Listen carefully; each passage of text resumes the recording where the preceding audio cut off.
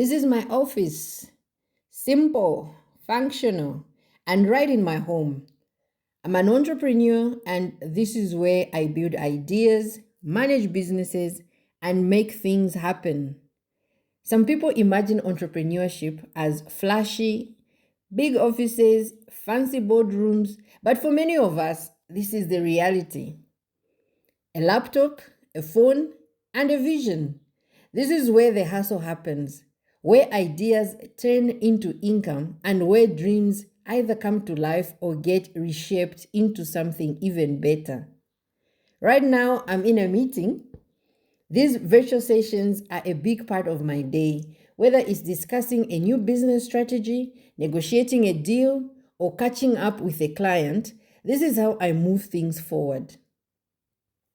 Running a business from home requires discipline, eh? When you wake up, the office is right there. You are in this environment. If it's cold, if it's raining, it's very tempting not even to go to work. Meanwhile, your office is just right there in your home. There's no boss to remind you of deadlines. You have to push yourself, stay focused, and manage your time wisely. This is the key. That is the something important that I would say would indicate whether you're going to succeed or not.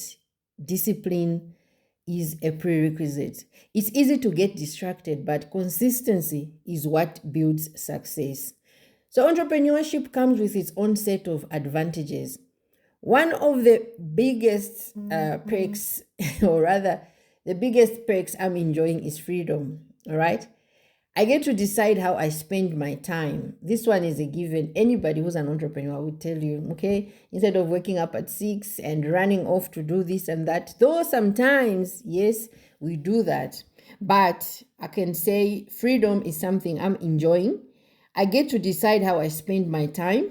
No fixed office hours, no one breathing down my neck. I choose to talk about somebody breathing down your neck. I remember when I was employed, oh my goodness, I had this manager, micromanagement. I hate it. I hate micromanagement. I won't micromanage anybody, and I really hated it. This person would stand at the door, and you knew there's a deadline coming. You knew you're working, but it was like a child being told to eat. You know how you do things, you know how you do it with children. You sit there and say, eat your food, finish your food. And that is what my manager used to do. I hated that. Hey, hey, thank God for the grace, but micromanagement is really not for me. So yeah, no fixed office hours, no one breathing down my neck. If you are a micromanager, please refrain. That is not the way to manage. You can do it much better. It's a very bad style of management. Anyhow, I choose my projects, my clients, and even my work environment. Another advantage is unlimited income potential. Okay. There's more that can be said about this, but I'll talk about the earnings. So your earnings are directly tied to how much effort, how much creativity and strategy you put into your business. Okay. Unlike a salary where your income is fixed, in business, the more value you create, the more you can earn. So you can't cheat the system when you're an entrepreneur, when you're self-employed. It's the effort that you're putting in the business. So kudos to those who still have salaries. You guys can still sleep on the job. All right. So yeah. And then there's the impact, right?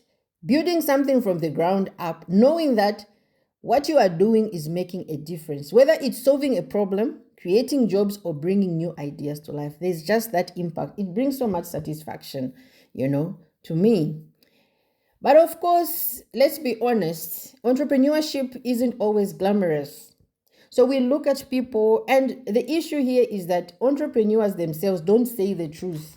I would like to speak the truth so that those who are aspiring to be entrepreneurs must know, they must understand before they quit that job. Okay, some people have become entrepreneurs not because they wanted to be, but it's because of circumstances. Maybe they get laid off, or they couldn't find a job and they have to do entrepreneurship. They have to become entrepreneurs. So it's not what you see. A lot of entrepreneurs flash cars, but sometimes they don't even have fuel. let me not go there. It's a story for another day. By the way, if you are not aware, I have a YouTube channel where I talk about just real business stories. The handle there is Real Business Stories with Francine. Okay, so I talk about business stories, any story. If you've got a story you'd like to share with me, you are welcome. Okay, just let me know and I can listen to your story and we can tell it together. Okay, so one of the biggest challenges is that your business is not uncertain. Your business is not certain, right? Unlike a job where you know your paycheck is coming, you know for sure that on the 25th or on the 30th, I'm going to get a salary. In business, some months are great, while some months are really tough. It's tough out there. Nobody wants to talk about. Entrepreneurs just tell you the good part. They never tell you what is happening behind the scenes. And this is what I'm talking about. So if you follow my channel, you're going to hear what entrepreneurship is like. All right. So there are times when clients delay the payments, sales slow down, or there are unexpected expenses. Expenses will arise anytime and you have to meet such expenses. For instance, I'll give an example. There's a place that I'm letting out, and I just got a call that there's no water running into the system. That's an unexpected expense. Of course, you should have a pocket where you can draw finances from to maintain a property, but there are certain matters that just will arise. Oh, the roof is leaking and you have to fix it. There's nothing like we do it at the month end. There's already somebody occupying that space, so you have to run. You have to find the money. That's what I'm talking about. Okay, so you have to go and buy the material and do whatever needs to be done. So that is an expected expense. So you have to be mentally and financially prepared for that. Another disadvantage is that it can be lonely. Hello, any entrepreneurs out here? There was a post on Facebook a while ago, and I think it's still running because it's social media, where they talk about when it's festive season, the entrepreneur is just by themselves at a pub. That's us entrepreneurs. When we don't have Christmas lunches, we don't have those morning breakfasts, power morning, and things like that. So it can be lonely because you are working there by yourself. So there's no team lunch, there's no office get together, there's just nothing. It's you and your work. It's just you, your goals, and your determination. You are best friends, no gossip. Okay, so it works better for people that love to gossip. And then there is responsibility. Lastly, there is responsibility. Everything falls on you. If the business fails, it's on you. If clients are unhappy, you have to fix it. There's no HR. There's no HR department or finance team to handle things. It's all on your shoulders. So for a small business like myself, I outsource finance. For instance, I would do the bookkeeping, but for financial statements, then I'll get my finance consultant to do that. And then also for tax, I will get the tax expert to do that. So yes, you can outsource, and that is also an expense. But I'm just talking about you as a small business. Okay, so you don't get to enjoy that. That is a disadvantage on its own. But even with the challenges, I can comfortably tell you I wouldn't trade this journey for anything. I love being an entrepreneur, right? The lessons, the growth, the thrill of seeing your hard work pay off, it's all worth it, all right? So entrepreneurship, we must admit, is not for everyone, all right? But if you're willing to take the risk, stay disciplined, and push through the tough times, the rewards are endless. Entrepreneurship is not for everyone. So don't look at us like, why can't they just find a job? We don't want to find jobs. We just want to be entrepreneurs. That's us. That's what we like.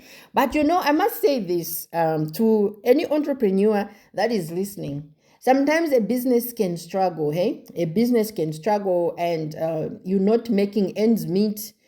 If there's an opportunity for you to get employed, get employed. Do not feel ashamed because you've been talking about entrepreneurship and you're standing there and you're the ambassador for entrepreneurship. I would like to encourage you, do not feel embarrassed. If things are not working out, in your business, there is there's no reason why you shouldn't get employed. Get employed and get to sort out your entrepreneurial issues, and then you can get back on track. That is my encouragement to you. Okay, so we can do all these things. So this is my real business story. No filters, no shortcuts, just the daily grind of building something meaningful. If you're an entrepreneur or thinking of starting something, remember, it's not about where you work, but how you work. Keep building. So follow me for more real business stories, insights, and lessons from the journey.